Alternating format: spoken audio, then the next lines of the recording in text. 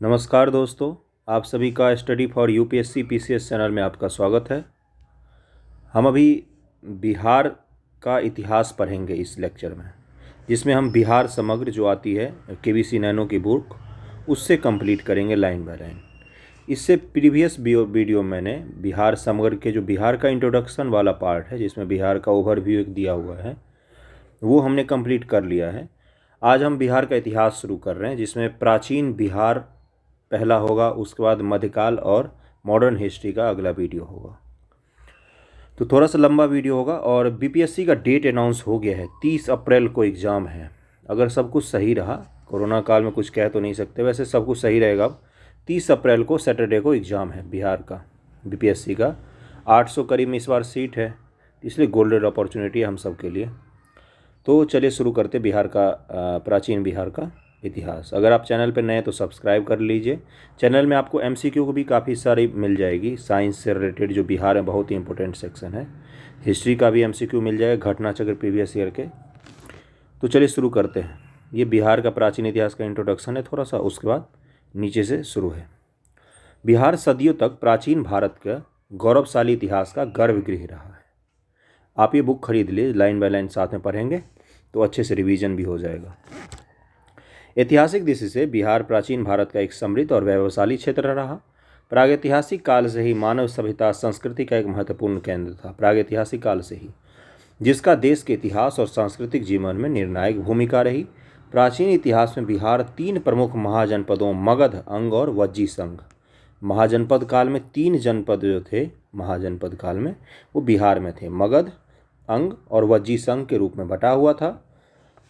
मगध और लिच्छवी गणराज्य के शासनकाल की कार्यपद्धति से ही भारत में आधुनिक प्रशासनिक व्यवस्था की शुरुआत हुई। मगध में जो प्रशासन था वही आधुनिक प्रशासन की देन है। वो मतलब आधुनिक प्रशासन वहाँ से बहुत कुछ लिया गया है हमारे आधुनिक प्रशासन में। जैसे समाहर्ता का पद होता है बिहार में, समाहर्ता का पद तो मौर्य काल से लिया गया है। कलेक्ट्रेट को समाहरणालय बोलते हैं। दुनिया का पहला गणराज्य लोकतांत्रिक व्यवस्था का जनक वैशाली बिहार का ही अंग था।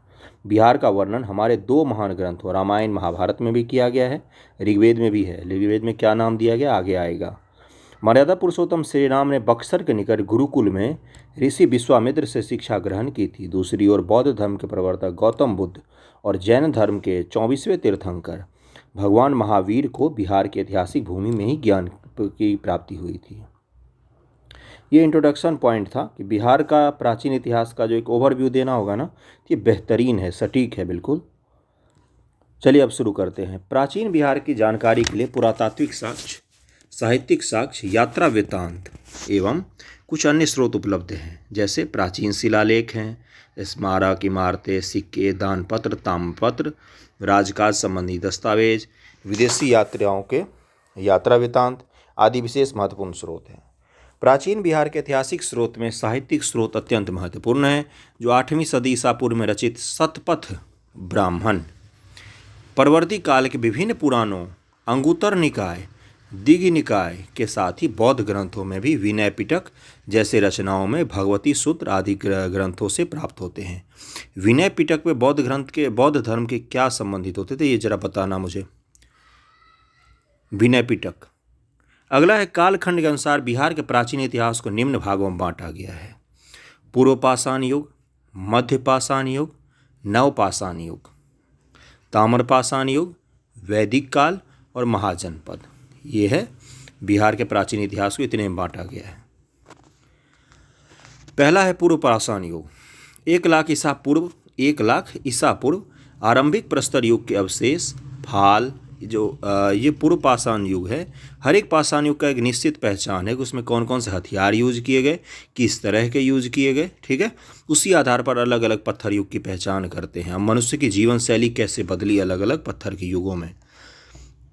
तो इसका पूर्व पाषाण युग का 1 लाख ईसा पूर्व का आरंभिक काल है। आरंभिक प्रस्तर युग के अवशेष किसे फाल, कुल्हाड़ी, चाकू, खुरपी, रजरप्पा, ठीक, एवं हजारीबाग एवं संजय घाटी एवं सोना नाला के संगम सिंहभूम में मिले हैं। ये सीधा सीधा बीपीएससी पूछता है ऐसी चीज़ें।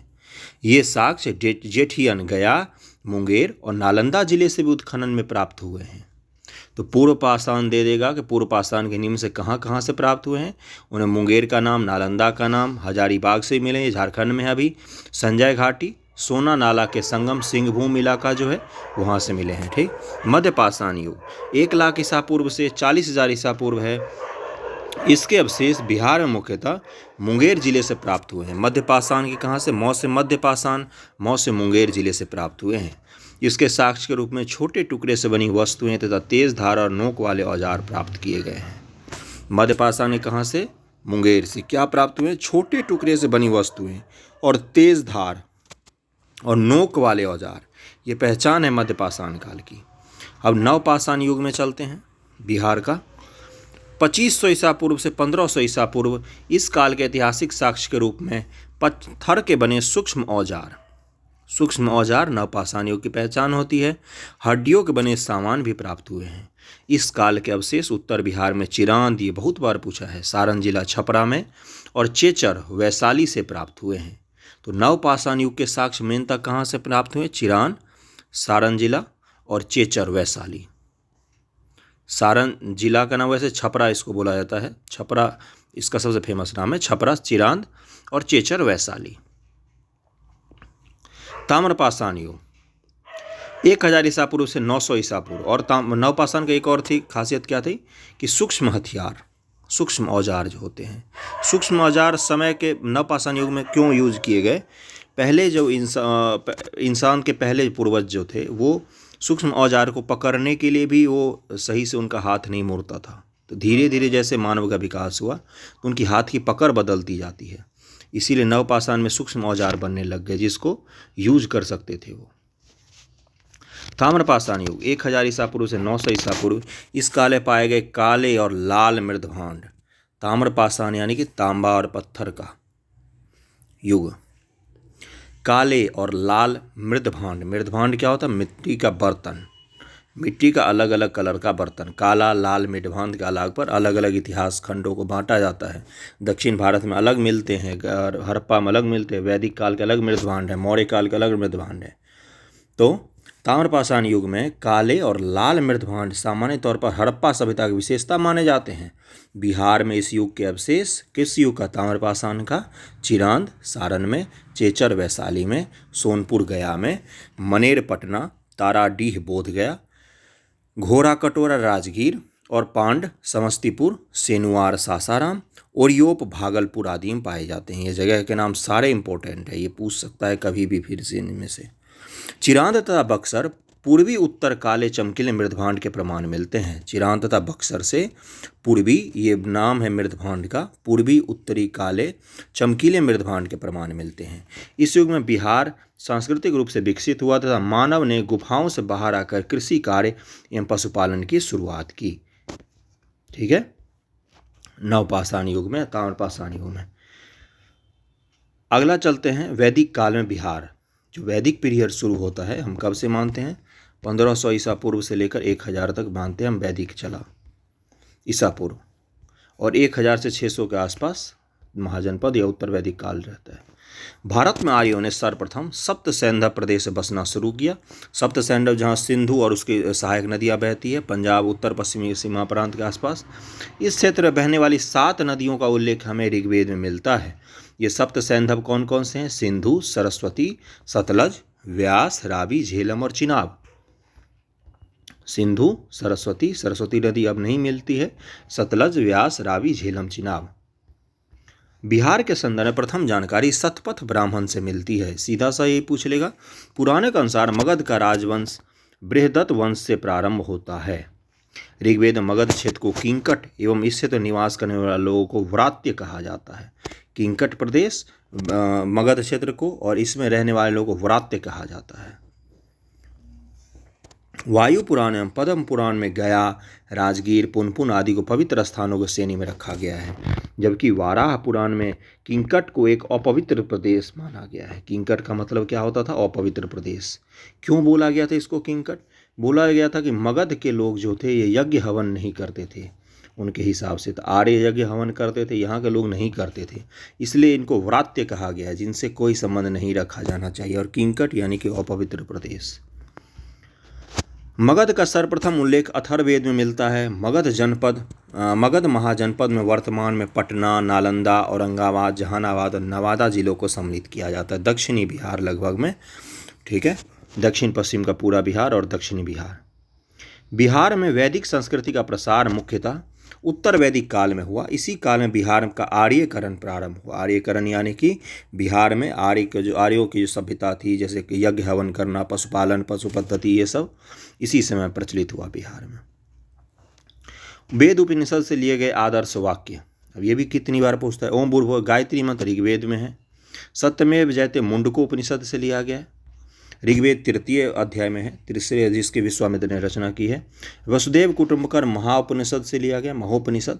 अतिथि देवो भव तैत्तिरीय उपनिषद से लिया गया है। मातृदेवो भव तैत्तिरीय उपनिषद से लिया गया है। सर्वे भवन्तु सुखिनः जो हम बोलते हैं वो बृहदारण्यक उपनिषद से लिया गया है। तमसोमा ज्योतिर्गमय, ये भी बृहदारण्यक उपनिषद से लिया गया है। तो वेद उपनिषद से जो कुछ महत्वपूर्ण चीज़ें ली गई, जिसमें सबसे ज़्यादा ये चीज़ पूछा जाता है, गायत्री मंत्र, सत्यमेव जयते और वसुदेव कुटुंबकम। ऋग्वेद, मुंडकोपनिषद और महानुपनिषद। आर्यों के विदेह क्षेत्र, मिथिलांचल में बसने की चर्चा शतपथ ब्राह्मण में की गई है। इसमें विदेह माधव द्वारा अपने पुरोहित गौतम राहुगण के साथ अग्नि वैश्वानर का पीछा करते हुए सदानीरा नदी आधुनिक गंडक तक पहुंचने का वर्णन है। ऐसे ही हमें मिलता है कि ऋग्वेद में कोई कहानी मिली जिसे सदानीरा नाम का जिक्र मिला, और सदानीरा गंडक के लिए उस समय उपयोग किया गया था। तो हमने सोचा कि चलो बिहार तक वो आ गए थे, यानी कि बिहार की जानकारी मिल गई। ऋग्वेद में ऐसे ही चर्चा मिलती है। यजुर्वेद में सबसे पहले विदेह राज्य का उल्लेख मिलता है। किसमें? यजुर्वेद में। वाल्मीकि रामायण में मलद और करुणा शब्द का उल्लेख बक्सर के लिए किया गया है, जहाँ तारका राक्षसी का निवास हुआ करता था। ठीक है, तो एक गौतम राहुगण का जो है ना कि विदेह क्षेत्र के जो राजा थे विदेश माधव, उनके पुरोहित का क्या नाम था, ये सीधा सीधा क्वेश्चन पूछा है बीपीएससी ने। बिहार में वैदिक संहिता, बिहार और वैदिक संहिता साहित्य। विश्व के सबसे प्राचीन माने जाने वाली कृति वेद संहिता है। ऋग्वेद, अथर्ववेद, यजुर्वेद, सामवेद में बिहार का उल्लेख मिलता है। वेदों को इस साहित्य से रचित ब्राह्मण ग्रंथ ऐत्रेय, शतपथ, तैत्तिरीय आदि हैं, जिनसे बिंबिसार के पूर्व की घटनाओं की जानकारी प्राप्त होती है। वेदों के जो ब्राह्मण ग्रंथ हैं ना, वेद होते हैं, उनको समझने के, वेद जो होता है वो सबके बस की बात नहीं होती समझना। इनको अलग अलग ब्राह्मण ग्रंथों में बांटा गया कि अलग अलग ब्राह्मण इनके लिए बनाए गए, जिससे ब्राह्मण ग्रंथों के द्वारा हम वेद को समझ सकें। जैसे ऋग्वेद है, ऋग्वेद के 2 ब्राह्मण ग्रंथ हैं। कौन कौन से हैं? एक है ऐत्रेय और एक है कौशिकी है। ये ऋग्वेद के है ऐत्रेय, ये एक तो ऐत्रेय दिया हुआ है, और एक और होता है ऋग्वेद का कौशिकी है, कौशिकी है। ठीक है, ये ऋग्वेद के ब्राह्मण ग्रंथ हैं। तो हमें वेद संहिता की रचयिता ब्राह्मण ग्रंथ, जिनमें बिंबिसार जो राजा हुआ उससे पहले की जानकारी हमें मगध के कहाँ से मिलता है? ब्राह्मण ग्रंथों से ही मिलता है। आर्यों द्वारा क्षेत्र का नामांकरण। हरियाणा पंजाब का क्षेत्र ये ब्रह्मवर्त पहले देश कहलाता था। गंगा यमुना दोआब क्षेत्र ये ब्रह्मर्षि देश कहलाता था। हिमालय और विंध्य क्षेत्र ये मध्य देश कहलाता था। और बिहार बंगाल तक का क्षेत्र ये क्या कहलाता था? आर्यावर्त। ये आर्य नामांकरण करते थे अलग अलग इलाकों का। ठीक, अब ये वैदिक कालीन नदियां हैं जिनके प्राचीन नाम दिया गया है। वो ये वर्तमान नाम है, ये प्राचीन नाम है। सतलज को सुतुद्री कहा जाता था। ब्यास यानी कि विपाशा, रावी यानी कि पुरुषनी, झेलम यानी कि वितस्ता, चेनाब यानी कि अस्कनी, और गंडक यानी कि सदानीरा, सिंध यानी कि सिंधु, सिंध अलग नदी है, घग्गर यानी कि दृष्टदती। ये प्राचीन नाम है इन नदियों के, जो बहुत बार पूछे जाते हैं। महाजनपद काल में बिहार। अब महाजनपद काल में आ गए हम। बुद्ध के जन्म से पूर्व लगभग 6ठी शताब्दी ईसा पूर्व भारत में 16 महाजनपदों में बटा था, जिसका उल्लेख हमें बौद्ध ग्रंथ, किस धर्म के ग्रंथ? बौद्ध धर्म के ग्रंथ अंगुत्तर निकाय से मिलता है। उस समय भारत के 16 महाजनपदों में से 3 जनपद बिहार में थे। कौन कौन से? मगध, अंग और वज्जी जो महाजनपद थे 16 में से, वो बिहार में थे। और इनकी जानकारी कहाँ से मिलती है? बौद्ध धर्म का एक ग्रंथ है अंगुत्तर निकाय, इससे मिलती है। अंग राज्य का सर्वप्रथम उल्लेख अथर्ववेद में मिलता है। भागलपुर के समीप स्थित इस स्थान को ह्वेनसांग चिननपो कहता है। ह्वेनसांग नामक यात्री कब आया था बताना जरा? चिननपो कहता है। अंग राज्य में कुल 25 राजा हुए, जिनमें पहला राजा तितुक्षी था। तितुक्षी। अंग जनपद की राजधानी चंपापुरी में आधुनिक बिहार के भागलपुर और मुंगेर शामिल थे। महाभारत में चर्चित कुंती पुत्र कर्ण यहाँ का अंतिम आर्य राजा था, यानी कि अंतिम आर्य राजा कुंती पुत्र कर्ण था। महाभारत युद्ध के पश्चात अंग और मगध राज्य के बीच लगातार संघर्ष होता रहा।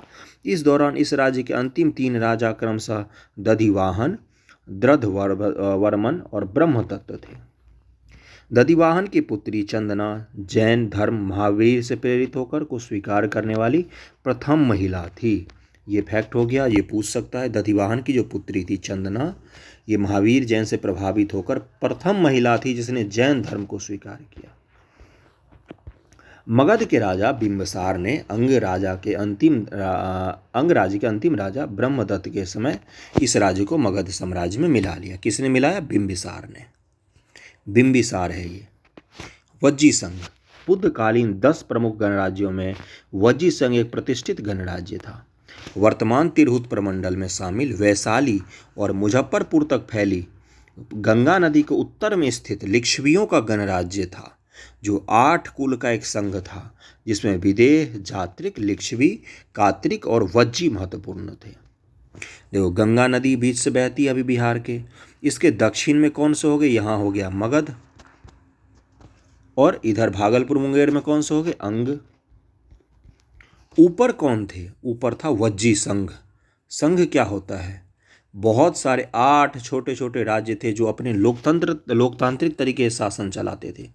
ठीक है, 8 कुलों का एक संघ था, जिसमें विदेह, जात्रिक, लिच्छवी, कात्रिक और वज्जी महत्वपूर्ण है। ये सब मिलके ये महत्वपूर्ण दिया है 3 और 2 5 के नाम, बाकी 8 थे जो सब मिलके एक वज्जी संघ बनाते थे। 10 प्रमुख गणराज्यों में वज्जी संघ एक प्रतिष्ठित गणराज्य था। बुद्धकालीन जो 10 प्रमुख गणराज्य थे उसमें वज्जी संघ की राजधानी क्या थी? संघ की वैशाली। वज्जी संघ का लिच्छवी गणराज्य इतिहास में ज्ञात प्रथम गणतंत्र राज्य था। वज्जी संघ का लिच्छवी जो राज्य था, गणराज्य वज्जी संघ था, इसमें एक लिच्छवी था। लिच्छवी ज्ञात इतिहास में ये प्रथम गणतंत्र था, यानी कि लोकतंत्र था यहाँ। वज्जी संघ का सबसे प्रबल सदस्य लिच्छवी राज्य के थे, जिसके शासक क्षत्रिय थे। कौटिल्य ने लिच्छवी राज्य का उल्लेख राज शब्दोपजीवी संघ के रूप में किया है। इसमें सात्रिक जात्रिक एक अन्य सदस्य था, जिसका प्रमुख सिद्धार्थ था। जात्रिकों के प्रमुख स्थान कुंडल ग्राम वैशाली में सिद्धार्थ के पुत्र महावीर का जन्म 540 ईसा पूर्व में हुआ था। ये महावीर जैन की बात कर रहा है। महावीर की माता त्रिशला लिच्छवी राज्य की प्रमुख चेतक की बहन थी। वज्जी संघ का संविधान एवं प्रशासन संघात्मक कुलीन तंत्र की तरह था। कुलीन तंत्र जहाँ एक समाज का विशेषीकृत प्राप्त वर्ग जो होता है वो शासन करता है। राजाओं की सभा संस्था कहलाती थी। क्या कहलाती थी? राजाओं की सभा संस्था। संस्था में सभी राजाओं का अधिकार समान थे, लेकिन बुजुर्गों को अधिक सम्मान प्राप्त होता था। वज्जी संघ के अंतर्गत वैशाली की नगर बधू के पद प्रसिद्ध नर्तकी अम्रपाली की नियुक्ति की गई थी, जिसका संबंध मगध नरेश बिंबिसार के साथ था। और ये अम्रपाली ने बाद में महात्मा बुद्ध के समय में ही बौद्ध संघ को ज्वाइन कर लिया था। मतलब इसने नगर बधू का स्थान छोड़ दिया था और ये बौद्ध संघ, बौद्ध धर्म इसने अपना लिया था। 16 महाजनपद कौन कौन से हैं और कहाँ से मिला? अंगुत्तर निकाय से, जो बौद्ध धर्म ग्रंथ हैं। अंग, इसकी राजधानी चंपा थी। बिहार के भागलपुर मुंगेर में है ये। झारखंड के साहिबगंज और गोड्डा जिले भी आते हैं। वर्तमान मतलब मेन अगर बोले तो भागलपुर और मुंगेर। मगध राजगृह या गिरिवज था इसकी राजधानी। पटना और गया प्रमंडल वज्जी की वैशाली राजधानी थी। 8 कबीलाई गणराज्यों का संघ बिहार में गंगा नदी के उत्तर में स्थित था। मल्ल, ये कुशीनगर और पावा, कुशीनगर जहाँ कुशीनगर एयरपोर्ट भी बना रही है भारत सरकार, यह भी एक गणराज्य संघ था, जिसमें आधुनिक पूर्वी उत्तर प्रदेश, देवरिया, बस्ती, गोरखपुर और सिद्धार्थनगर जिले आते हैं। ये क्या था? एक मल्ल था। काशी का बनारसी और वर्तमान बनारस का इलाका, ये तो पता ही है। कोसल, श्रावस्ती का जो इलाका है, वर्तमान का फैजाबाद, गोंडा, बहराइच आदि इलाका जो है वो है। वत्स, ये कौशाम्बी, इलाहाबाद और मिर्ज़ापुर का इलाका जो है वो वत्स महाजनपद में आता था। चेदी, ये इसकी राजधानी थी। शक्तिमती, आधुनिक बुंदेलखंड का जो इलाका है वो शक्तिमती के अंदर आता था। कुरु, ये इंद्रप्रस्थ, ये यमुना नदी के पश्चिम में पड़ने वाला इलाका हरियाणा और दिल्ली। पंचाल, इसकी राजधानी क्या थी? अहिछत्र। पश्चिमी उत्तर प्रदेश से यमुना नदी के पूर्वी के इलाके तक में ये फैला हुआ था। सुरसेन की राजधानी कहाँ है? मथुरा। बहुत बार पूछता है ये सब महाजनपद और इनकी राजधानी बीपीएससी में। इसमें आज का ब्रजमंडल क्षेत्र शामिल था। मत्स्य विराटनगर, इसमें राजस्थान के अलवर, भरतपुर और जयपुर के इलाके शामिल थे। मैंने घटना चक्र से प्रीवियस ईयर क्वेश्चंस करवाए हैं, जिसमें ये महाजनपद काल से काफ़ी सारे मैंने हिस्ट्री के एमसीक्यू करवाए, जिसको आप जाके ज़रूर देख लेना, प्रीवियस ईयर मिनिमम करके जाना। अवंती का राजधानी क्या था? ये मत्स्य विराटनगर है, ये तो पढ़ दिया था मैंने, जिसमें राजस्थान के अलवर, भरतपुर और जयपुर के इलाके आते हैं। अवंती, इसकी राजधानी उज्जैनी और महाइस्मती दोनों मानी जाती है। आधुनिक मालवा यानी कि राजस्थान और मध्य प्रदेश का जो उपजाऊ क्षेत्र है, जहाँ पर राजस्थान और मध्य प्रदेश दोनों मिलते हैं, वो है अवंती राज्य के तहत। अस्मक, इसका राजधानी था पाटन या पोतना बोला जाता है उसको। महाराष्ट्र, नर्मदा नदी और गोदावरी नदी के बीच का क्षेत्र। दोआब अक्सर उपजाऊ होते, इसलिए वहाँ पर महाजनपद अधिक मिलेंगे आपको। गांधार, इसकी राजधानी तक्षशिला या पुष्कलवती बोला जाता है, ये अफगानिस्तान में है। पाकिस्तान के पश्चिमी इलाके और पूर्वी अफगानिस्तान इलाके आते हैं। कंबोज, इसका राजधानी कहाँ था? राजपुर और हाटक। इसकी पहचान आधुनिक पाकिस्तान के हजारा जिले के तौर पर की गई है। तो अभी भारत के बाहर कौन कौन से दो हैं मेन जो हमारे महाजनपद में शामिल थे? वो है गंधार और कंबोज। इन दोनों की राजधानी क्या है? तक्षशिला है गंधार की राजधानी, कंबोज की राजपुर हाटक। वैशाली के लिच्छवी गणराज्य, और वैशाली गणराज्य में चलते हैं। लिच्छवी में बिहार में स्थित प्राचीन गणराज्यों में बुद्धकालीन समय में लिच्छवी गणराज्य सबसे बड़ा तथा शक्तिशाली राज्य था। दुनिया का पहला गणराज्य वैशाली में लिच्छवियों के द्वारा स्थापित किया गया था। इस गणराज्य की स्थापना सूर्यवंशीय राजा इक्ष्वाकु के पुत्र विशाल ने की थी, जो कालांतर में वैशाली के नाम से विख्यात हो गया। किसने किया था? सूर्यवंशी राजा इक्ष्वाकु के पुत्र विशाल ने, इसीलिए वैशाली इसका नाम पड़ गया। लिच्छवियों ने महात्मा बुद्ध के निर्वाण हेतु महावन में प्रसिद्ध कतागारशाला का निर्माण करवाया था। वज्जी संघ के प्रधान राजा चेतक की पुत्री चेलना का विवाह मगध नरेश बिंबिसार से हुआ था। इसी वर्ष 7वीं सदी में वैशाली के लिच्छवी राज्य राजतंत्र से गणतंत्र में परिवर्तित हो गया। वैशाली राजवंश का प्रथम शासक नमनेदिष्ट था, जबकि अंतिम राजा सुति या प्रमाती था। इस राजवंश में कुल 24 राजा हुए हैं। आम्रपाली यह वैशाली लिच्छवी की राज्य नृत्यांगना एवं परम रूपवती कला प्रवीण गणिका थी। गणिका क्या होती थी? आज की वैश्या व्यवस्था के तरह से ही होता था गणिका व्यवस्था, लेकिन उस समय राज्य समर्थित व्यवस्था होती थी ये, यानी कि राज्य इसको अलाउ करता था, ये लीगल था। उस युग में राज नर्तकी का पद बड़ा गौरवपूर्ण सम्मानित माना जाता था। आम्रपाली या अम्बपाली के सौंदर्य पर मोहित होकर बिंबिसार ने इसे लिच्छवी से जीतकर राजगृह में ले आया था। इसके बाद आम्रपाली को महात्मा बुद्ध ने अपने संघ में भिक्षुनी के रूप में प्रवेश दिया और उसे आर्या अम्बा कहकर संबोधित किया था। ये अभी तक नहीं पूछा है। आम्रपाली बौद्ध संघ में प्रवेश करने वाली दूसरी महिला थी। पहले कौन थी? प्रजापति गौतमी थी, जो उनकी माता थी। इसके पहले बौद्ध संघ में प्रवेश करने वाली प्रथम महिला बुद्ध की सौतेली माता प्रजापति गौतमी थी। जीवक, मगध नरेश बिंबिसार का प्रसिद्ध राजवैद्य जीवक बुद्ध का अनुयायी था। इसकी माता का नाम सलावती था, जो राजगृह की गणिका थी। ऐसा माना जाता है उसके जन्म के बाद सलावती ने उसे कूड़ा में फेंक दिया था, जिसे बिंबिसार का पुत्र राजकुमार अभय ने उठाकर घर ले आया। उसका लालन पालन करने के बाद बिंबिसार ने जीवक को तक्षशिला कश्मीर में शिक्षा हेतु भेज दिया था। तक्षशिला भी कहाँ है? अभी पाकिस्तान में पड़ता है ये, जहाँ उसने आयुर्वेद पर विशद अध्ययन किया। बाद में यही जीवक एक प्रख्यात चिकित्सक एवं राज्य वैद्य बना। राजगृह के निकट अबम्बन यानी कि अमोग्रद्यान में अपना चिकित्सालय खोला और यहाँ महात्मा बुद्ध से उसकी मुलाकात हुई। उनका अनुयायी बन गया था जीवक। चिकित्सकीय प्रवीणता कारण ही बिंबिसार ने जीवक को अवंती के रोगग्रस्त राजा प्रद्योत की चिकित्सा के लिए भेजा था। किसने भेजा था? अवंती ने बिंबिसार ने भेजा था। अवंती के राजा के इलाज के लिए जीवक को भेजा था। अगले पेज पर चलते हैं। प्राचीन बिहार में धर्म सुधार आंदोलन। भारत के जो प्राचीन इतिहास है, लगभग वही बिहार का भी प्राचीन इतिहास है। ठीक है, तो भारत के प्राचीन इतिहास में दो सबसे बड़े सुधार आंदोलन हुए हैं। धर्म सुधार या समाज सुधार आंदोलन भी एक तरह से थे, एक था बौद्ध एक था जैन, वो दोनों ही बिहार से शुरू हुए थे। ईसा पूर्व 6वीं शताब्दी के आसपास नई चिंतन धाराओं ने जन्म लिया, जिसे इतिहास में धार्मिक सुधार आंदोलन के नाम से जाना जाता है। क्यों जन्म लिया 6वीं शताब्दी के आसपास? इस समय लोहे का अत्यधिक उपयोग के कारण कृषि बहुत उन्नत अवस्था में पहुंच गई थी एक तरह से, जिसके कारण से उत्पादन बढ़ा, समाज का स्वरूप आर्थिक स्थिति बदली और वैदिक कर्मकांड से आर्थिक स्थिति को नुकसान पहुंचती थी, जिसके विरोध में 6वीं शताब्दी ईसा पूर्व में नई नई चिंतन धाराओं ने जन्म लिया, वैदिक कर्मकांड के विरोध में या उनमें सुधार करने के लिए। क्योंकि वैदिकोत्तर काल या उत्तर वैदिक काल कर्मकांडीय जटिलता और जातीय विषमता के प्रभावों के साथ साथ समाज की अनेक बुराइयों से भी ग्रसित हो चुका था। हम पढ़ते हैं कि प्रारंभिक वैदिक समाज में क्या था? जन्म आधारित था जाति व्यवस्था। जो उत्तर वैदिक के बाद से अब तक क्या हो गया है, अभी भी जो है ये हमारे समाज में विद्यमान है ना चाहते हुए, ये है कर्म आधारित। वैदिक काल में क्या था? कर्म आधारित। अब क्या हो गया है? जन्म आधारित।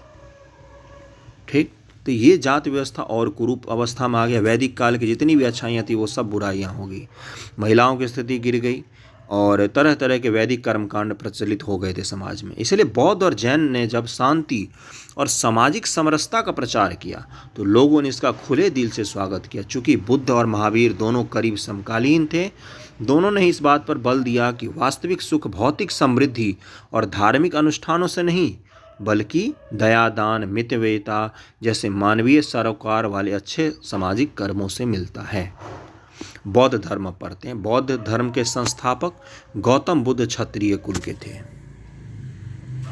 ब्राह्मणवादी विरोधी आंदोलन में दोनों जो है महावीर जैन और बौद्ध महात्मा बुद्ध, ये दोनों ही क्षत्रिय कुल के ही थे। ब्राह्मणों को रूढ़िवादी धर्म के विरुद्ध आर्थिक और सामाजिक रूप से गिरे हुए नीचे के दोनों वर्णों ने भी अपना भरपूर सहयोग, यानी कि वैश्य और शूद्र जो 4 वर्ण थे, ब्राह्मण, क्षत्रिय, वैश्य और शूद्र जो थे, तो जब क्षत्रिय ने ब्राह्मणों का विरोध शुरू किया तो इन दोनों जो वर्ण थे इन्होंने भी इनको समर्थन प्रदान किया अपना। बस यही है। इस प्रकार बौद्ध धर्म ब्राह्मण धर्म के खिलाफ एक सुधारात्मक आंदोलन था। मानवीय सरोकार वाले इस बौद्ध धर्म का शांति और अहिंसा मूल धर्म था। इसने वैश्यों, शूद्रों और स्त्रियों को समाज में स्तर उठाने में मदद की। इन्होंने इनकी समानता की बात की। बौद्ध धर्म के प्रवर्तक महात्मा बुद्ध सिद्धार्थ का जन्म कपिलवस्तु के लुम्बिनी, अभी नेपाल में है, गोरखपुर के ऊपर है, गोरखपुर से 50-60 किलोमीटर दूर है ये जगह, लुम्बिनी नामक स्थान पर 563 ईसा पूर्व में शाक्य क्षत्रिय कुल में हुआ था। बुद्ध के पिताजी का नाम क्या था? शुद्धोधन, एवं माता का नाम था महामाया, जो इनको जन्म देने के बाद मर गई थी। तो इनकी मौसी ने इनका पालन पोषण किया, जो बाद में इनकी सौतेली माता भी बन गई। जन्म के कुछ दिन बाद इनकी माता का देहांत हो जाने पर इनका पालन पोषण सौतेली माँ प्रजापति गौतमी ने किया। ये सब कहानी सबको पता है। महात्मा बुद्ध की पत्नी का नाम यशोधरा, पुत्र का नाम राहुल था। सिद्धार्थ जब कपिलवस्तु की सैर पर निकले तो 4 दृश्य उन्होंने देखा था। ये सबको पता होता है, बूढ़ा व्यक्ति, बीमार व्यक्ति, सब यात्रा और सन्यासी। ठीक। गौतम बुद्ध का प्रिय घोड़ा कंठक था, उनका प्रिय सारथी छन्न था। संसारिक सुख दुख मोह भंग होने के बाद सिद्धार्थ ने 29 वर्ष की अवस्था में महाभिनिष्क्रमण यानी कि गृह त्याग कर दिया, घर से चले गए। ये गृह त्याग के उपरांत वे सर्वप्रथम वैशाली के नज़दीक सांख्य दर्शन के आचार्य तथा अपनी साधना शक्ति के लिए विख्यात अलार कलाम के आश्रम पहुंच गए। सांख्य दर्शन के आचार्य हैं ये अलार कलाम जी। अलार कलाम ही बुद्ध के प्रथम गुरु थे। ये पूछ सकता है क्वेश्चन। तत्पश्चात वे राजगृह के रुद्रक रामपुत्र से मिले। वहाँ से ज्ञान की खोज में उरुवेला बोध गया पहुँच गए। वो बोध गया में निरंजना नदी के किनारे उरुवेला वन में एक पीपल वृक्ष के नीचे 6 वर्षों की कठिन तपस्या के पश्चात 35 वर्ष की आयु में वैशाख पूर्णिमा को सिद्धार्थ को ज्ञान की प्राप्ति हो गई। तो गृह त्याग कर दिया था, अब ज्ञान की प्राप्ति होगी। ज्ञान प्राप्ति का मतलब क्या होता है? अपने पूर्व जन्मों की सभी कहानियाँ, सभी किस्से अचानक से याद आ जाना। ऐसा माना जाता है कि ऊपर और ब्रैकेट में क्या था इसको पढ़ लेते। बौद्ध धर्म के प्रतीक हैं कुछ। बौद्ध धर्म में कुछ प्रतीक बनाए गए हैं, जैसे हिंदू धर्म में भी कुछ प्रतीक होते हैं। जन्म को किससे अंकित किया गया? कमल और सांड। गृह त्याग को घोड़ा से इंगित किया गया है। ज्ञान को पीपल या बोधि वृक्ष से इंगित किया गया है। निर्वाण को पद चिन्ह से इंगित किया गया, मृत्यु को स्तूप से इंगित किया गया। ऐसा माना जाता है कि वैशाख पूर्णिमा के दिन ही सुजाता नामक स्त्री के द्वारा भेंट में दिए गए खीर खाने के उपरांत सिद्धार्थ यानी गौतम को ज्ञान की प्राप्ति हुई तथा वे तथागत बुद्ध कहलाए। ज्ञान की प्राप्ति के बाद तथागत बुद्ध, ऐसे मान्यता है, ये बौद्ध ग्रंथ इनको बताते हैं। ज्ञान साधना वाले पीपल वृक्ष को बोधि वृक्ष और उस स्थान को बोध गया कहा गया। ज्ञान प्राप्ति के बाद इन्हें बुद्ध के रूप में जाना जाने लगा। ज्ञान ध्यान साधना में बुद्ध ने विपश्यना मुद्रा को अपनाया था। कौन सा? विपश्यना मुद्रा को अपनाया था। कुछ कुछ मुद्राएं बुद्ध भगवान की फेमस, जैसे मार का एक मुद्रा है, एक विपश्यना मुद्रा है। हाथी बुद्ध से संबंधित महत्वपूर्ण घटनाएं, उनके प्रतीक। हाथी माता की गर्भ में जब आए थे उसका प्रतीक हाथी है। कमल बुद्ध का जन्म लेना। घोड़ा गृहत्याग। बोधि वृक्ष ज्ञान की प्राप्ति। धर्म चक्र यानी कि प्रथम उपदेश सारनाथ। भूमि स्पर्श इंद्रियों पर विजय। भूमि स्पर्श। एक करवट सोना। बुद्ध भगवान की कितने सारी मूर्तियां देखिए, महापरिनिर्माण का वो है। ज्ञान प्राप्ति के बाद बुद्ध ने ऋषि पत्तन सारनाथ में अपना पहला उपदेश दिया। ऋषि पत्तन नाम था उस समय उस जगह का, अभी तक नहीं पूछा है ये, जिसे धर्म चक्र प्रवर्तन के नाम से जाना जाता है। बुद्ध ने सारनाथ में सबसे पहले अपने 5 शिष्य आनंद, उपाली, श्रेयपुत्र, मोगलान व अश्वजीत को दीक्षित किया। ये 5 शिष्य हैं बुद्ध के। ज्ञान प्राप्ति के बाद बुद्ध ने 40 वर्षों तक मगध, वैशाली, सारनाथ आदि क्षेत्रों में बौद्ध धर्म का प्रचार किया।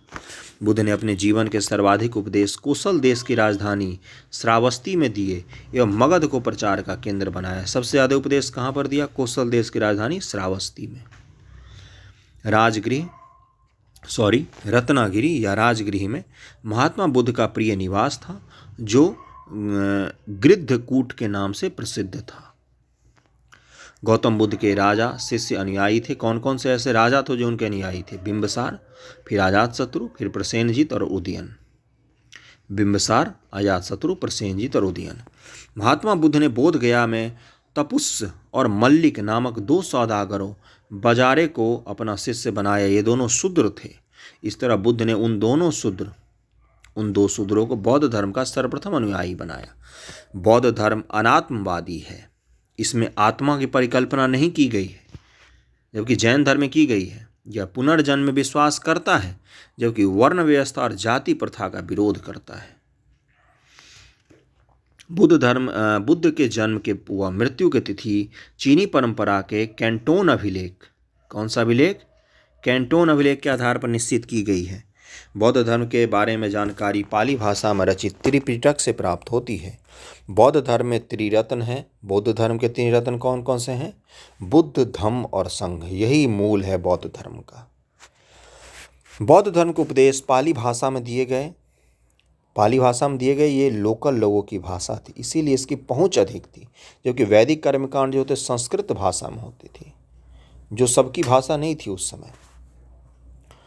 पावा कुशीनगर के समीप चुंद नामक व्यक्ति द्वारा खिलाए गए सूकर माधव सुअर का मांस से महात्मा बुद्ध उदर विकार से पीड़ित हुए और वहीं पर 80 वर्ष की आयु में वैशाख पूर्णिमा के दिन 483 ईसा पूर्व में मृत्यु यानी कि महापरिनिर्वाण हो गई उनकी कुशीनगर में।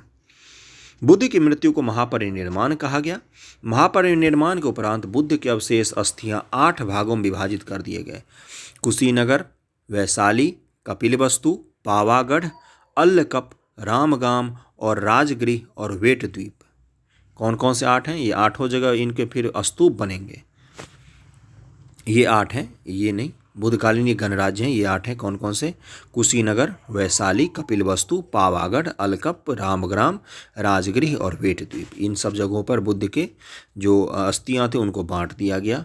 बुद्धकालीन गणराज्य कौन कौन से हैं? कपिलवस्तु शाक्य गणराज्य और सुमसुमार पर्वत भग्ग, केशपुत्र ये कलाम, रामगाम ये कोलिये के गणराज्य था। कुशीनारा मल्ल थे, पावा में मल्ल थे, पिपलीवन में मौर्य थे, अलकप में बुली गणराज्य था, वैशाली में लिच्छवी, मिथिला में विदेह। ये सभी गणराज्य बुद्धकालीन हैं और ये 8 हैं जहाँ पर उनकी अस्थियाँ बांटी गई थी। महात्मा बुद्ध ने सर्वप्रथम निम्नलिखित 4 श्रेष्ठ आर्य सत्य बताए। विश्व दुखों से परिपूर्ण है। दुख, दुख समुदाय, इसको शॉर्ट में ऐसे पढ़ते हैं, दुख, दुख समुदाय, दुख निरोध, दुख निरोधगामिनी प्रतिपदा। यानी कि पहला, विश्व दुखों से परिपूर्ण है। अभिलाषाएं दुख का कारण है। अभिलाषाओं को विजित कर सभी दुखों से छुटकारा हो सकता है। दुख निवारण के मार्ग है। भगवान बुद्ध के अनुसार अष्टांगिक मार्ग द्वारा ही दुख से मुक्ति संभव है। संसार में दुख ही दुख है और दुख के निदान के लिए अष्टांगिक मार्ग को अपनाया जाना चाहिए। अब अष्टांगिक मार्ग क्या, ये भी भगवान बुद्ध ने बता दिए। सम्यक का मतलब होता है संतुलित, ठीक। तब सम्यक हर चीज में लगा हुआ है।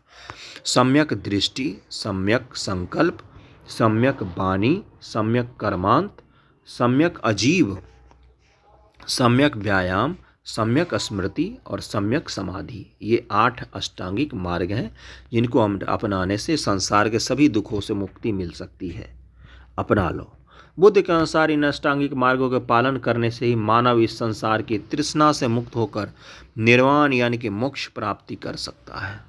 जिसको मोक्ष चाहिए वो अष्टांगिक मार्ग अपना ले। बुद्ध का सिद्धांत मध्य मार्गी था। उनका मानना था कि वीणा के तार को इतना ढीला मत रखो कि कोई सुर ही ना निकले, और उसे इतना भी मत कसो कि वो टूट ही जाए। मतलब कि जीवन को मध्य मार्गी में चलाते जाओ, कभी कष्ट नहीं होगा। बिहार और बौद्ध साहित्य। बिहार और बौद्ध साहित्य, बौद्ध साहित्य से काफ़ी सारे क्वेश्चन पूछे जाते हैं। थोड़ा सा ऊपर नीचे हो गया, करते हैं। बौद्ध ग्रंथों में त्रिपिटक, त्रिपिटक कौन कौन से भाई? विनय पिटक, सूत पिटक और अभिधम्म पिटक महत्वपूर्ण है, जिनमें अनेक ऐतिहासिक सामग्री उपलब्ध होती है। निकाय तथा जातक में बौद्ध धर्म के सिद्धांत और कहानियों का संग्रह है। जातकों में बुद्ध के पूर्व जन्म की कहानियां हैं। दीपवंश तथा महावंश नामक पाली ग्रंथों में मौर्यकालीन इतिहास के विषय में जानकारी मिलती है। किसमें दीपवंश और महावंश श्रीलंका के इतिहास है। नागसेन द्वारा रचित मिलिंद पन्हों से हिंद शासक मिनांडर के विषय में जानकारी मिलती है। हीनायन का प्रमुख ग्रंथ कथा वस्तु से महात्मा बुद्ध के जीवन चरित्र के अनेक कथानकों का वर्णन मिलता है। दिव्यवदान से अशोक के उत्तराधिकारी, दिव्यवदान से उत्तराधिकारियों से लेकर पुष्यमित्र शुंग तक के शासकों की विजय की जानकारी मिलती है। ये बौद्ध ग्रंथ हैं सारे। उसके बाद से फाहियान, सुंगयुंग, ह्वेनसांग और इत्सिंग प्रसिद्ध चीनी यात्री थे। चीनी यात्री फाहियान चंद्रगुप्त द्वितीय विक्रमादित्य के दरबार में आया था। बाकी सबका काल लगाना जरा बैठ के। चीनी यात्री ह्वेनसांग राजा हर्षवर्धन के शासनकाल में आया था तथा इसने 16 वर्षों तक निवास कर विभिन्न स्थानों की यात्रा की थी। ह्वेनसांग ने 6 वर्षों तक नालंदा विश्वविद्यालय शिक्षा प्राप्त की थी। इसके यात्रा वृत्तांत को CUकी नाम से जाना जाता है। लिख के रख लो, बहुत इंपॉर्टेंट। जिसमें 139 देशों का विवरण मिलता है। कितना? 139 देश। ह्वेनसांग हर्ष के समय आया था। ये हर्ष। इत्सिंग 7वीं शताब्दी के अंत में भारत आया।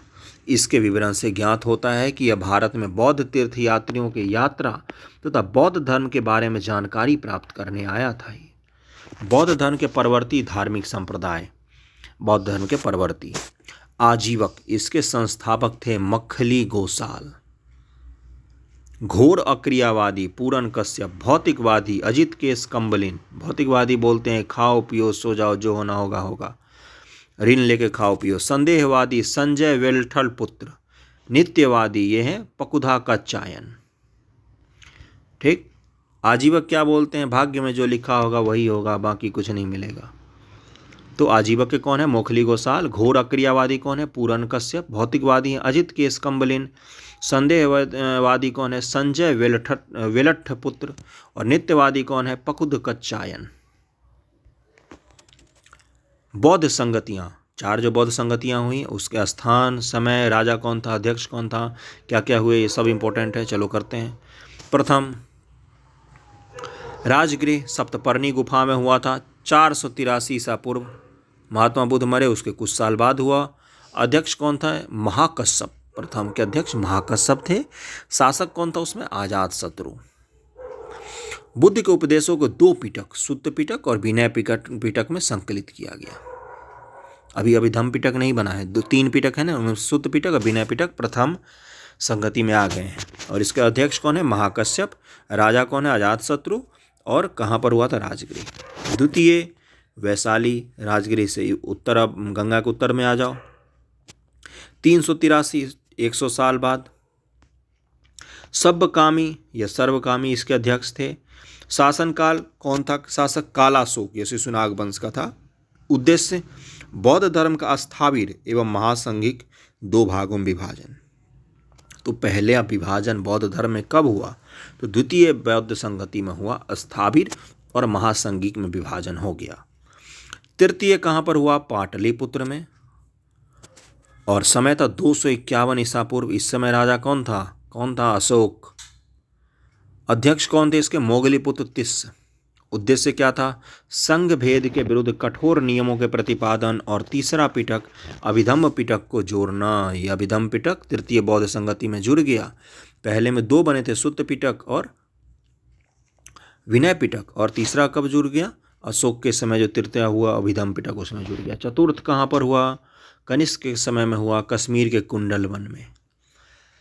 ईसा की प्रथम शताब्दी में हुआ। अध्यक्ष वासुमित्र और अश्वघोष, महान विद्वान है दोनों ये। अश्वघोष जो थे वो उपाध्यक्ष थे, वासुमित्र अध्यक्ष थे।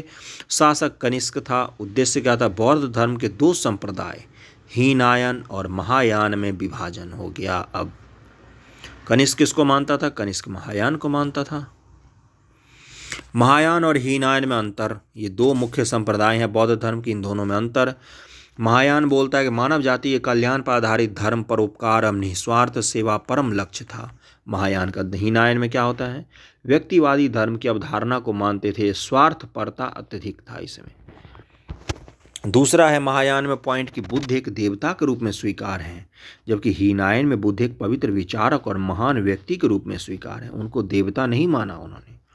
महायान में तीसरा पॉइंट है कि बोधिसत्व की अवधारणा परम आदर्श था, जबकि यहाँ पर क्या था? अहर्त प्रद की प्राप्ति परम आदर्श था। इधर है कि मूर्ति पूजा प्रबल पक्षधर था। महायान है मूर्ति पूजा खूब होती है, यह मूर्ति पूजा के प्रबल विरोधी हैं। ये मूर्ति पूजा है ही नहीं। बोला इन्होंने कि बुद्ध भगवान ने मूर्ति पूजा का विरोध किया और तुमने उन्हीं का मूर्ति बना के पूजना शुरू कर दिया। पांचवा है कि अनेक भिक्षुओं के मंदिर बनाए, किसी मंदिर का निर्माण नहीं किया इन्होंने। धार्मिक भाषा संस्कृत है महायानियों का, धार्मिक भाषा संस्कृत है, जबकि इनकी धार्मिक भाषा पाली है जो महात्मा बुद्ध के समय में था। विश्वास पर आधारित संप्रदाय, तर्क पर आधारित संप्रदाय होता है हीनायन में, और महायान विश्वास पर आधारित होता है। बहुत ही सुंदर डिफरेंस दिया है। आठवां क्या है? सर्वाधिक महत्व गृहस्थ जीवन को दिया जाता है, और जबकि हीनायन में क्या था? संन्यास जीवन को सर्वाधिक महत्व दिया है। तो बिल्कुल अपोजिट है एक दूसरे के। नौवां है कि जीवन का अंतिम लक्ष्य स्वर्ग प्राप्ति करना, इनका क्या होता है? मोक्ष प्राप्ति करना। हीनायन में मोक्ष, जबकि महायान में स्वर्ग प्राप्ति। विश्व में सबसे ज़्यादा महायान फैला है। जापान, कोरिया, चीन, मंगोलिया, तिब्बत में प्रसारित हुआ, जबकि जावा, श्रीलंका, म्यांमार में प्रसारित हुआ।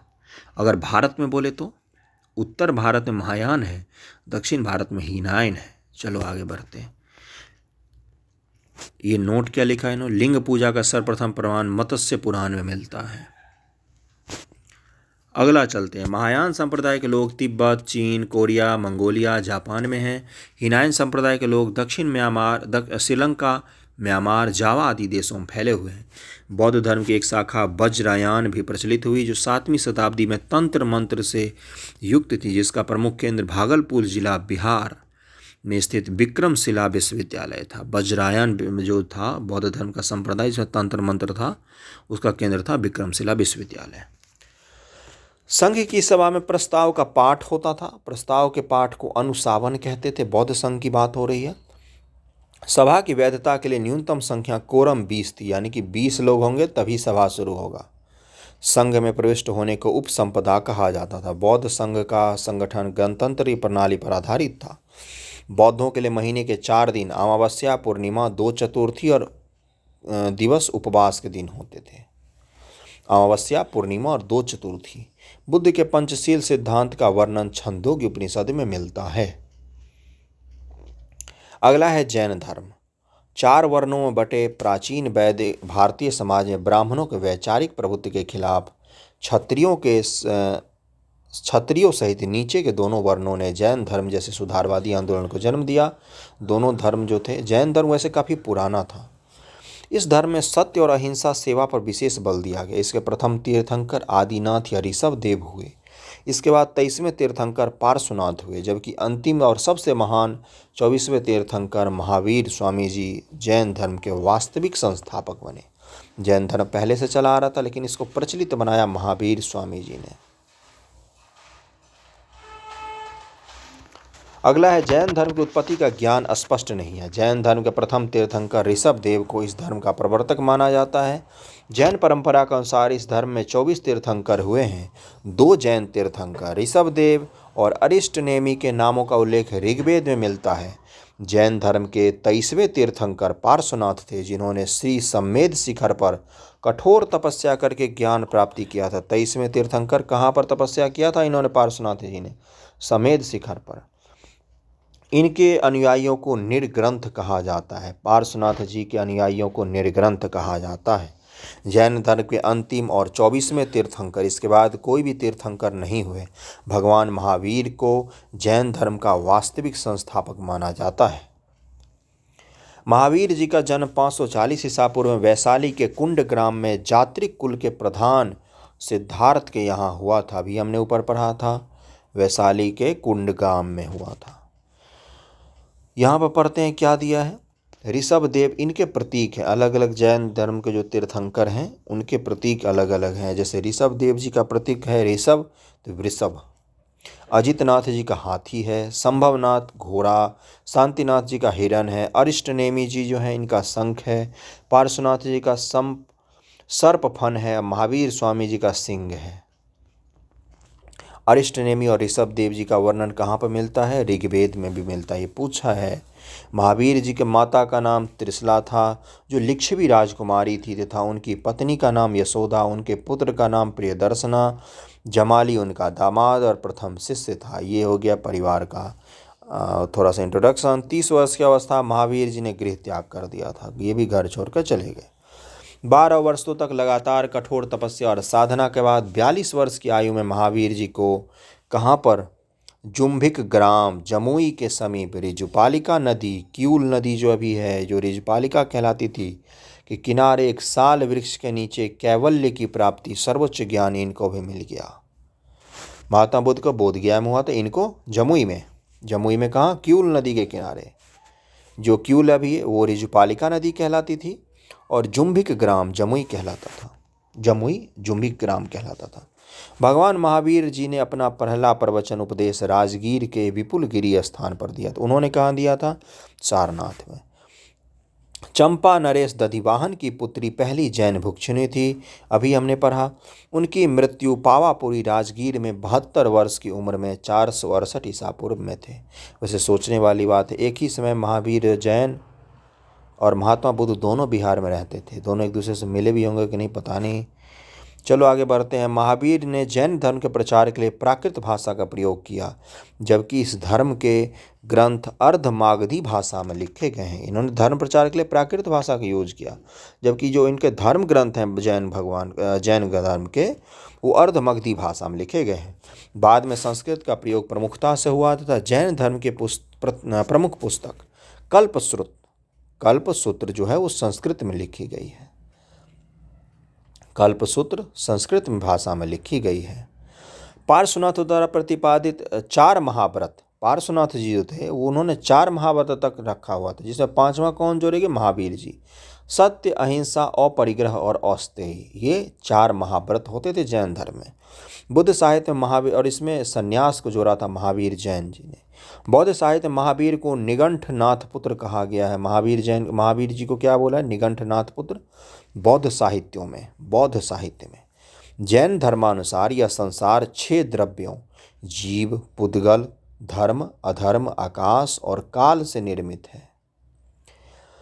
पार्श्वनाथ द्वारा प्रतिपादित 4 महाव्रतों में महावीर ने 5वां महाव्रत ब्रह्मचर्य को जोड़ा।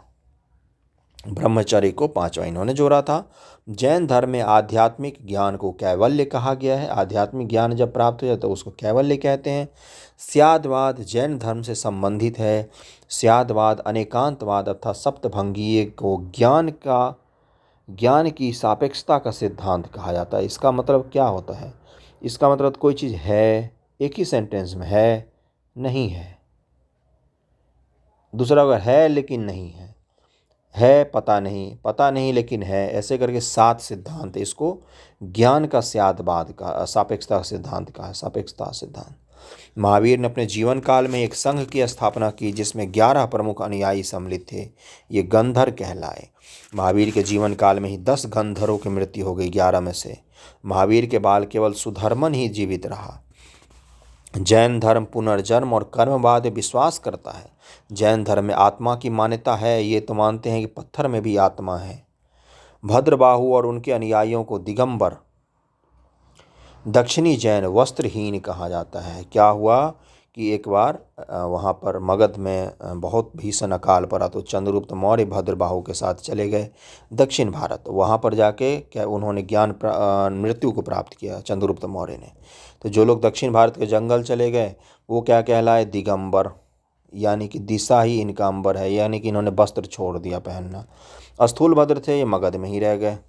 ठीक, तो ये श्वेतांबर, इन्होंने श्वेत वस्त्र धारण कर लिया। शहर में रहेंगे तो बिना वस्त्र रहना कठिन होता है, इसलिए इन्होंने श्वेत वस्त्र को धारण कर लिया। श्वेतांबर संप्रदाय के लोगों ने ही सर्वप्रथम महावीर एवं अन्य तीर्थंकरों की पूजा आरंभ की। श्वेतांबर संप्रदाय ने ही पूजा पद्धति आरंभ की जैन धर्म, महावीर और अन्य तीर्थंकरों की। जैन संगति, बौद्ध 4 संगति हुए, जैन संगति अब देखते हैं कौन कौन से हैं। प्रथम सभा, चंद्रगुप्त मौर्य के शासनकाल में लगभग 300 ईसा पूर्व में प्रथम जैन तथा पाटलिपुत्र जैन सम्मत सभा पाटलिपुत्र में संपन्न हुई। स्थान पाटलिपुत्र, राजा चंद्रगुप्त मौर्य, ईस्वी 300 ईसा पूर्व। इसमें जैन धर्म के प्रधान भाग 12 अंगों का संपादन हुआ था, 12 अंगों का। यह सभा स्थूलभद्र और संभूति विजय नामक स्थाविरों के निरीक्षण में हुई। इनमें जैन दिगंबरों और श्वेतांबर 2 भागों में बट गया, 2 स्पष्ट डिवीजन हो गया दिगंबर और श्वेतांबर में। द्वितीय सभा, यह सभा देवर्षि क्षमा श्रवण के नेतृत्व में गुजरात में वल्लभी नामक स्थान पर संपन्न हुई। गुजरात में सबसे ज़्यादा जैन धर्म के लोग रहते हैं। 513 ईस्वी में संपन्न हुई। इसमें धर्म ग्रंथों का अंतिम संकलन कर इन्हें लिपिबद्ध किया गया। भद्रबाहु द्वारा रचित कल्पसूत्र में 4वीं शती ईसा पूर्व का इतिहास प्राप्त होता है। परिशिष्ट प्रबंध तथा भद्रबाहु चरित से चंद्रगुप्त मौर्य के जीवन की प्रारंभिक तथा उत्तरकालीन घटनाओं की सूचना मिलती है। भगवती सूत्र, ये एक जैन ग्रंथ है। भगवती सूत्र से महावीर के जीवन कृत्यों तथा उन अन्य समकालीनों के साथ उनके संबंधों का विवरण मिलता है। जैन साहित्य पुराण चरित्र के अनुसार इसमें 6वीं शताब्दी में 16वीं शताब्दी तक का इतिहास वर्णित है, जिसमें विभिन्न कालों के राजनीतिक, सामाजिक तथा धार्मिक दशा का ज्ञान प्राप्त होता है। अगला है बिहार और जैन साहित्य। जैसे बिहार और बौद्ध साहित्य हमने पढ़ा था, वैसे बिहार और जैन साहित्य। बिहार के ऐतिहासिक स्रोतों में जैन साहित्य का भी योगदान रहा है। इसके ग्रंथ में बौद्ध साहित्यों के समान धर्म परक है। ठीक है, इसके ग्रंथ भी उसी के समान है। नोट, मई 2018 में नोट में दिया है कुछ। महात्मा बुद्ध और महावीर जैन सम्राट अशोक के शांति और अहिंसा का संदेश से युक्त सभ्यता द्वार का निर्माण पटना गांधी मैदान के उत्तर में गंगा तट पर किया गया है। जो लोग पटना में रहते हैं उन्होंने देखा होगा। अगला है बौद्ध धर्म और जैन धर्म में समानता क्या है। ये अक्सर पूछता है, समानता और डिफरेंस बहुत बार पूछता है, यूपीएससी भी पूछता है। अहिंसा और शांति दोनों ही धर्मों का मूल था, बिल्कुल सही। दोनों का उदय भी यज्ञीय कर्मकांड, ब्राह्मणवाद, जाति प्रथा, छुआछूत के विरोध में हुआ था। दोनों ही ईश्वर की सत्ता में विश्वास नहीं करते। बुद्ध और जैन धर्म दोनों ईश्वर में विश्वास नहीं करते हैं। हालांकि ये अलग बात है कि अब वहाँ के लोगों ने जैन तीर्थंकरों को और बुद्ध भगवान को ईश्वर मान लिया। दोनों ही पुनर्जन्म के सिद्धांत को स्वीकार किया। दोनों ने ही पुनर्जन्म के सिद्धांत को स्वीकार किया है। इन दोनों ही धर्मों ने अपने विचार के प्रचार के लिए जनता की सरल भाषा का उपयोग किया। एक ने प्राकृत का, एक ने पाली का। बुद्ध धर्म ने पाली का, जैन धर्म ने प्राकृत का। दोनों ही धर्मों की स्थापना क्षत्रियों ने की, क्योंकि बुद्ध और महावीर दोनों क्षत्रिय कुल के थे। दोनों ही करीब समकालीन थे। गृहत्याग के समय दोनों की आयु भी करीब समान थी। कोई समानता नहीं हुआ, जबरदस्ती के साबित करने की कोशिश हुआ। समान आयु के थे, इससे क्या लेना देना। बौद्ध धर्म तथा जैन धर्म में असमानता क्या क्या है। बौद्ध के उपदेश की भाषा पाली थी, इनकी क्या थी, जैन की प्राकृत थी। विदेशों में प्रसार अधिक हुआ, भारत में बौद्ध धर्म का प्रसार अधिक नहीं हुआ। जैन धर्म का विदेशों में प्रसार नहीं हुआ, जब बल्कि भारत में प्रसार हुआ। बौद्ध विदेशों में कहीं नहीं है ये जैन धर्म। बौद्ध धर्म संघ और भिक्षुओं पर आधारित था, जैन अनुयायियों पर आधारित था। बौद्ध धर्म ईश्वर और आत्मा के अस्तित्व को नकारते हैं, जैन धर्म आत्मा को शाश्वत मानते हैं। बौद्ध धर्म न अधिक सुख न अधिक दुख अर्थात मध्यम मार्ग, जैन धर्म अतिवादी है यानी कि बहुत अति पार कर जाते हैं। कठोर व्रत पालन एवं उदासीन शारीरिक दुख के समर्थक हैं। बौद्ध धर्म मोक्ष को मध्यम मार्ग के रूप में स्वीकार करता है, जैन धर्म मोक्ष की सिद्धावस्था में शरीर त्याग मानता है। बौद्ध धर्म में नग्न मूर्तियों की पूजा नहीं होती, महावीर के नग्न मूर्तियों को उपासक होते हैं। ये जबरदस्ती वाला पॉइंट हो गया, इस पॉइंट को हटा देना, मत लिखना। अहिंसा का नियम व्यवहारिक था, अहिंसा का नियम अत्यधिक कठोरतम है। ये तो खाना भी अंधेरा होने से पहले भी खा लेते ताकि कोई जीव गलती से भी मुंह में न जाए। इसका है अष्टांगिक मार्ग से गृहस्थ में निर्वाण प्राप्त कर सकते हैं। बुद्ध धर्म में है अष्टांगिक मार्ग का पालन करो तो आप गृहस्थ जीवन में भी निर्वाण की प्राप्ति कर सकते हो। जैन धर्म के अनुसार गृहस्थ के लिए निर्वाण प्राप्त करना असंभव है, गृहस्थ जीवन में आप निर्वाण की प्राप्ति नहीं कर सकते। कठोर धर्म है इसलिए भी कम फैला थोड़ा सा बुद्ध धर्म की तुलना में। अगला टॉपिक है मगध साम्राज्य, जिसको हम प्राचीन भारत के अगले वीडियो में करेंगे, मगध साम्राज्य से शुरू। ठीक है, चलो थैंक यू सो मच। अगर वीडियो पसंद आए तो लाइक कर लो, चैनल को सब्सक्राइब जरूर कर लो, शेयर कर देना थोड़ा सा वीडियो को। Thank you so much.